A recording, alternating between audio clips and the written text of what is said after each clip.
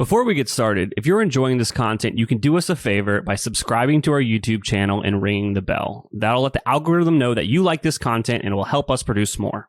Honing in on what matters to you and your company and maybe what makes sense for you. I'm a small team. I have to do things differently than other people. Welcome to Honest Ecommerce, a podcast dedicated to cutting through the BS and finding actionable advice for online store owners. I'm your host, Chase Clymer, and I believe running a direct-to-consumer brand does not have to be complicated or a guessing game. On this podcast, we interview founders and experts who are putting in the work and creating real results. I also share my own insights from running our top Shopify consultancy, Electric Eye. We cut the fluff in favor of facts to help you grow your e-commerce business. Let's get on with the show. Hey everybody, welcome back to another episode of Honest Ecommerce. I'm your host, Chase Clymer, and today I'm welcoming to the show the CEO and founder of Alexa Leigh Jewelry, Alexa Leigh. How are you doing today? I'm good. Happy to be here. I am so happy to be here. So let's dive right in. Okay. What was going on in your life that you decided to tackle building a jewelry brand on the internet? Yeah, that's a good question. So actually the line's been around for like 10 years. So it's kind of a long story, but I'm going to give you the Spark Notes version, which is that it was my first job out of college and didn't love it, to put it mildly. Have always been super creative, needed a creative outlet. And it was actually after a conversation with my dad, I had lost one of my favorite necklaces and they didn't make it anymore. And my dad casually was like, why don't you make it? And he said it, sure, of course. Why wouldn't I make it? That sounds easy enough.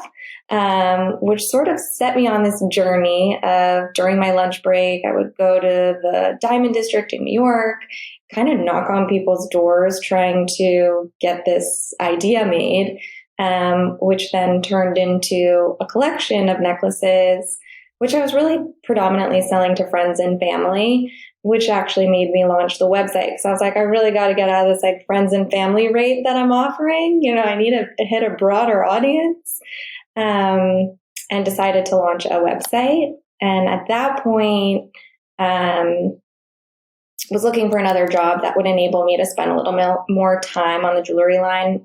Found a position at a company called Necessary Clothing, who at the time they were like, yeah, you can work 3 days a week. So you have 2 days for your jewelry line, but that quickly turned into more of a full-time job. So Alexa Leigh really stayed on the back burner for a while, but I was working at these companies and gaining all of this knowledge in e-commerce. I actually launched Necessary Clothing's e-commerce site, worked there for a few years, and then went to Bandier and launched their site. And they were both small companies where I got to have my hand in a lot of different areas, learned so much at both places that then ultimately I took with me. I had a kid actually, and really wanted to have a more flexible work-life schedule, and thought that really the only way to do that was to be my own boss. So finally, fast forward 8 years or something like that, finally took the leap of faith to give Alexa Leigh my full-time attention, and here we are. Worked out.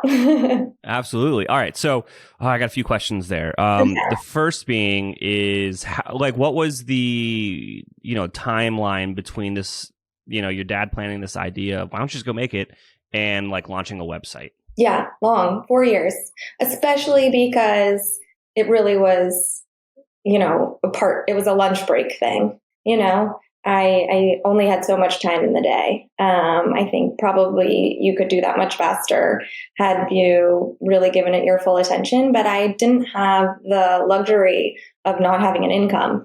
So I needed to have this full-time job, 9 to 5, 9 to 6, whatever, and was building it on the side. I think that I created the collection and I had a few years of that. And then it was 6 months or something to launch the site.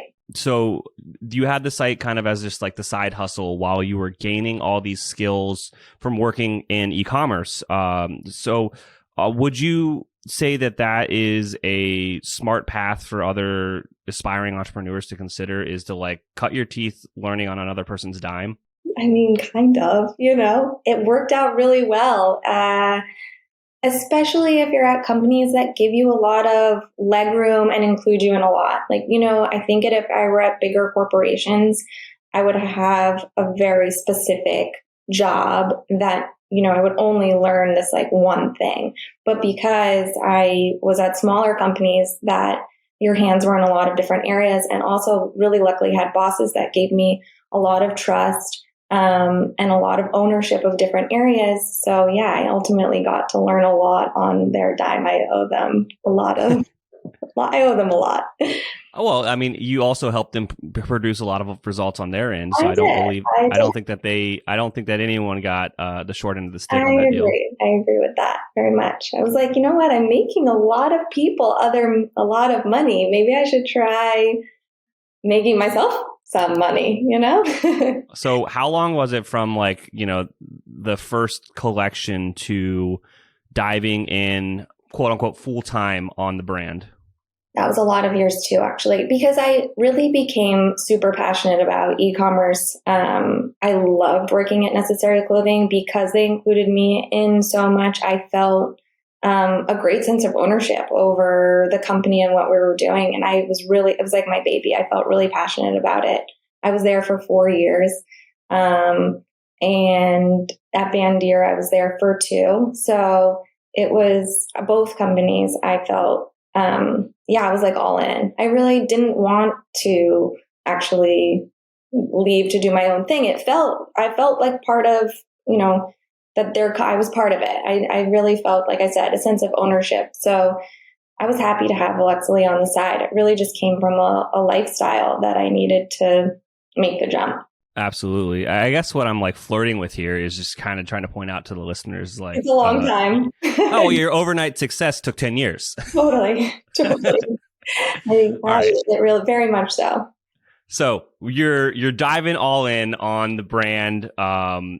What does that entail? How did you take it from a side hustle to like, a full-time position to try to support yourself and your family? Like, what were the major changes that you made? Yeah, so 2 things. I think, where your energy goes, grows. So just having more of my time and attention on the company and thinking on ways to grow the business went a really long way. But at the same time, I pivoted from a fine jewelry line to this other collection I don't like to call it costume because it actually doesn't, it's gold filled, so it doesn't tarnish. You can wear it in the water. It's just a different price point, a little more accessible, a little more mass market. So, and I switched because basically same thing, my lifestyle, my son would be pulling on all these like delicate chains and really nice fine jewelry. And that didn't work for my way of life anymore. So I came up with this ball collection that was stretchy. You could wear it all day, every day,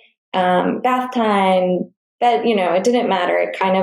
I could put it on in the morning and keep it on for dinner at night. And also it withstood my day with my son. So I think that a combination of my redirection and attention plus this new collection that, like I said, was a little more mass market, a little bit more accessible to people. And those 2 things at the same time really helped it take off. That and social media was like a game changer, you were able to have a company and a brand and sort of advertise for free. I mean, very much for free. So it was a perfect storm, I would say, all of those things happening at the same time. Absolutely. I think that, a lot of our listeners would be curious as to how did you, knowing that you'd been around for kind of 10 years, but when you kind of focused in on the business, I think that one of the major levers that people are going to be pulling as they're trying to scale a business is like, how did you get more customers? You know what I mean? So what was the playbook or the plan? I'm going to guess it had something to do with social media. Yeah, it does. Don't they all these days? Doesn't everyone? I don't know. It's, know, if you can't beat them, join them, I think. 2 things. I was really lucky actually to have some friends, both like small business and larger influencers that had an audience that promoted my brand, and was very fortunate in that on that sense. I actually also hit it before bloggers and influencers were getting paid to promote things. So I would just kind of DM some of these bigger bloggers at the time cold and ask them if I could send them some of my pieces, and they accepted. You didn't have to have that big marketing budget at the time. You could just sort of gift items and they were happy to promote them. So in that way, I started gaining more of a following, and then just tried to retain that by being continuing to, I don't know, do me, I guess. Yeah. Be authentic, be personal. I sort of straddle this line between being a brand and showing a little bit of my personal life. So it feels, I feel like people feel like they get to know the brand a little bit better. It feels a little bit more personal. It doesn't feel so removed. Absolutely. I think that for any kind of like SMB, small business brand these days, that you really truly need a face of the business, like a person that a customer can connect with. And, it just something that I've read a million times in all sorts of different business books is like people want to do business with people. So like as much as you can personify your brand, it's going to pay dividends in the long run for you. Yeah, I totally agree. I mean, even some of my brands that I was already loyal to, getting to know them differently on Instagram or whatever social media outlet they're putting out there, for the most part has just made me like them more. I actually recently listened to a podcast that Nilly Lotan did, and I already really liked the brand. And then hearing her do that, I was like, oh my God, now I'm really obsessed. I loved everything that she said. And it was cool to get to know the brand in a different way. I think, like you said, it pays. If you're struggling with scaling your sales, maybe Electric Eye can help. Our team has helped our clients generate millions of dollars in additional revenue through our unique brand scaling framework. You can learn more about our agency at electriceye.io. That's electriceye.io. Mesa is the expansion pack for your Shopify store to level up your brand. By turning all your apps into your business epicenter, Mesa can help lighten your workload and tame the day-to-day chaos of running your store. Join successful brands like Mudwater, Chubbies, and Golden to learn how to use clever workflows to get more done without more overhead. Whether you need to order details in Google Sheets, products added on Etsy, or customer information updated in your CRM, Mesa connects your data where it's needed most. To put it quite simply, Mesa is a better way to work. Browse pre-made templates for Shopify's most popular apps to get your first automation up and running in minutes. Search Mesa, that's MESA, in the Shopify App Store and download the app today. Is your store holiday ready? Now is the time to make sure you and your team are prepared for the busy season ahead. Gorgias, an omni-channel help desk built for e-commerce, has machine learning functionality that takes the pressure off small support teams and gives them the tools to manage a large number of inquiries at scale, especially during the holiday season. Gorgias combines all your different communication channels like email, SMS, social media, live chat, and even phone into one platform and gives you an organized view of all your customer inquiries. Their powerful functionality can save your support team hours per day and makes managing customer orders a breeze. Merchants can close tickets faster than ever with the help of pre-written responses integrated with customer data to increase the overall efficiency of customer support. Their built-in automations also free up time for support agents to give better answers to complex product-related questions, providing next-level support, which helps increase sales, brand loyalty, and recognition. Eric Bandholtz, the founder of Beard Brand, says, "We're a seven-figure business, and we have essentially one person on customer support and experience. It's impossible to do it without tools such as Gorgias to help us innovate." Learn how to level up your customer support by speaking to their team. Visit gorgias.grsm.io/honest. Mention this podcast when you sign up to get 2 months free. That's gorgias.grsm.io/honest. Today's show is sponsored by the BeProfit app for e-commerce sellers. If you're looking to get a crystal clear picture of your online store's profitability, the best way to do that is with the BeProfit Profit Tracker. Your online business probably has a ton of different expenses that often shift and change. What if you could keep accurate track of things like ad spend and production costs and get an accurate profit margin calculation without the headache of spreadsheets or half-baked apps? That's where BeProfit comes in. BeProfit lets you analyze all of your store's data quickly and accurately to stay on track and optimize your profits. I know a lot of our listeners out there probably keep track of their profits and expenses with a spreadsheet. That will work for a while, but as your store starts to scale up, that simply isn't a viable method of accurately measuring profitability anymore. BeProfit can change all of that for you. Available on Shopify and all the other top e-commerce platforms, the app offers advanced analytic tools to turn mountains of data into intuitive charts and graphs in the blink of an eye. Customize your dashboard, discover valuable insights, and zoom in on the metrics that matter most to you. Take it a step further and gain full control over your data by creating and exporting custom reports. You can even find out which are your most valuable products, top performing ads, best customer cohorts, and so much more with the BeProfit Profit Tracker. Visit BeProfit.co today to start your 7-day trial. Don't forget to use code HONEST15, that's HONEST15, to get an exclusive 15% off any plan you choose for the lifetime of your plan. That's BeProfit.co, discount code HONEST15. Getting an online business off the ground isn't easy. So if you find yourself working late, tackling a to-do list that's a mile long with your 5th cup of coffee by your side, remember, great email doesn't have to be complicated. That's what Klaviyo is for. It's the email and SMS platform built to help e-commerce brands earn more money by creating genuine customer relationships. Once you set up your free Klaviyo account, you can start sending beautiful, branded messages in minutes thanks to drag-and-drop design templates and built-in guidance. And with e-commerce specific recommendations and insights, you can keep growing your business as you go. Get started with a free account at klaviyo.com/honest. That's KLAVIYO.com/HONEST. Let's fast forward a bit to kind of recent times. A lot has changed, especially with the algorithm and how, now influencer marketing is its whole category of the media budget.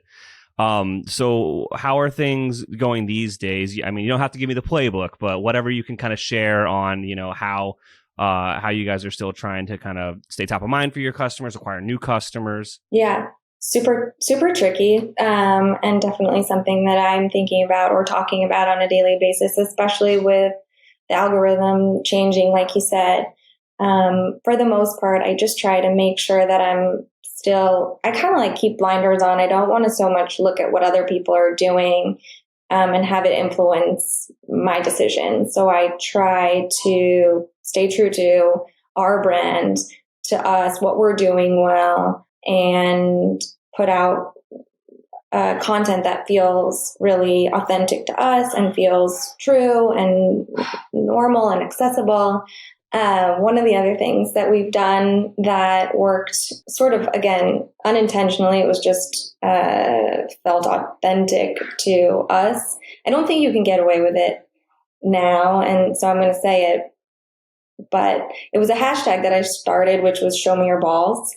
Which I thought was like very funny and wasn't sure if it was going to hit with anybody else. Like sometimes you forget that people are really following, and it's not just your 5 friends.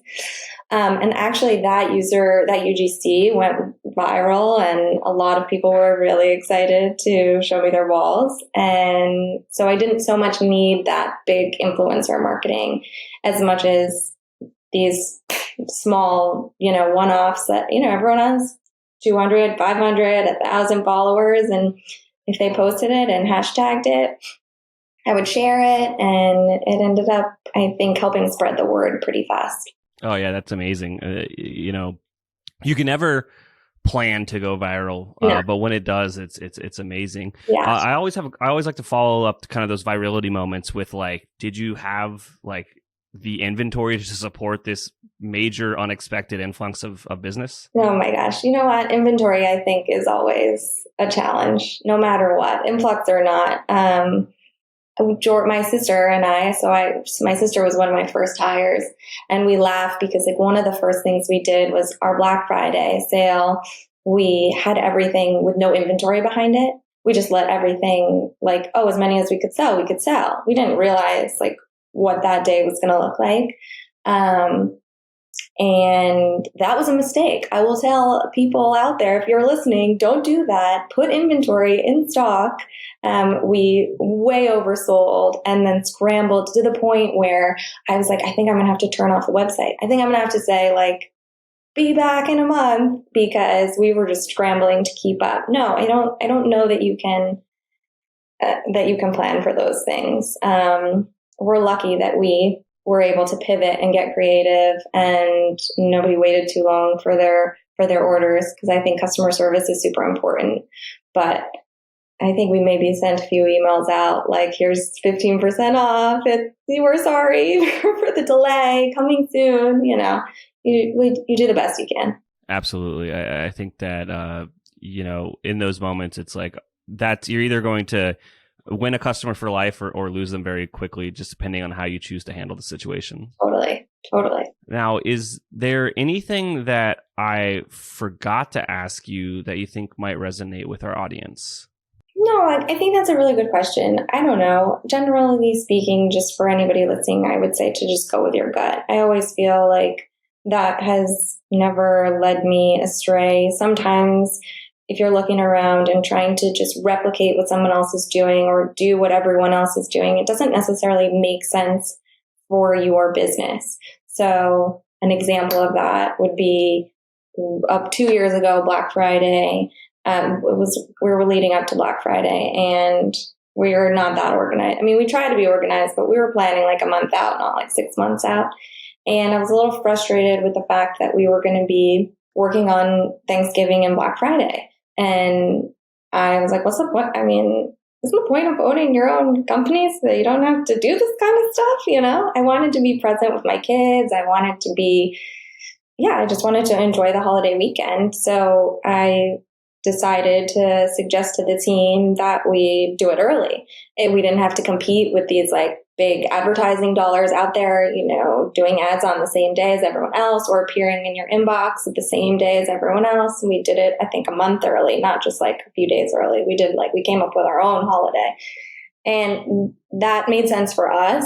And it ended up working out really well for us. Had I just been caught up in like industry standard and what everyone else is doing, would we have had as successful of a day? I don't know. I mean, we would have been in your inbox with a million other people, maybe. So I think kind of like honing in on what matters to you and your company and maybe what makes sense for you. I'm a small team. Like I have to do things differently than other people. It's super important, and not to get caught up in like what you just think, like I said, is industry standard, and what everyone else is doing should be what I'm doing. I couldn't agree anymore, and I'm glad that you kind of re-brought that up, because I wanted to mention something on it, and I lost track of the thought. And it was kind of the idea of like, if your competition is like steering your general direction, like you're making such terribly informed decisions because you have no idea like how that business works. Totally. Their margins, their investment levels, their ultimate goals at the end of the day.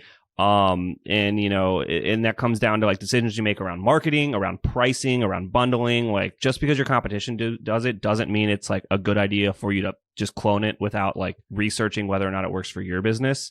I see that as like something that a lot of young businesses fail at, is like, we have to outspend our competition, but they don't know at the end of the day that the competition is playing the long game, because they're backed by some conglomerate and they can pay millions of dollars to acquire customers, where if you had that same budget, you'd be out of business. Totally. I couldn't agree more. I think it's really easy to get caught up in, somebody will float to me, oh, this jewelry line did, 10 million this year. I'm making up a number.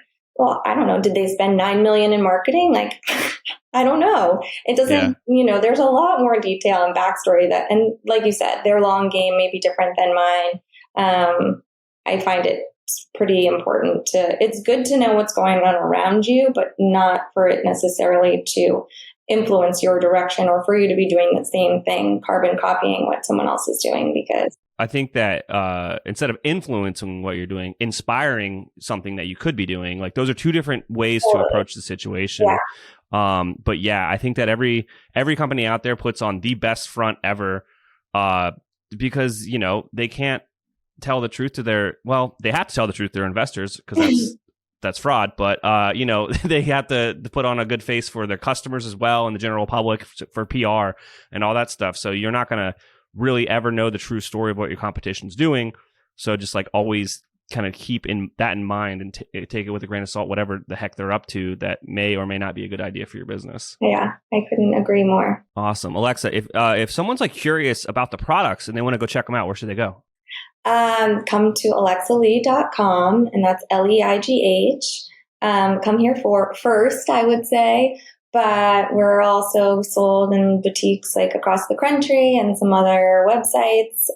We often offer exclusives to our wholesalers, so definitely worth coming to see what we got, coming to see what everyone else has that has our line as well, because we try and keep it interesting for everyone. So absolutely. I can't thank you enough for coming on the show today. Yeah, thanks for having me. I'm not sure if anybody really, wants my advice, but if they, hopefully somebody got something out of this. Oh, I'm sure they did. Thank you so much. Yeah, thank you.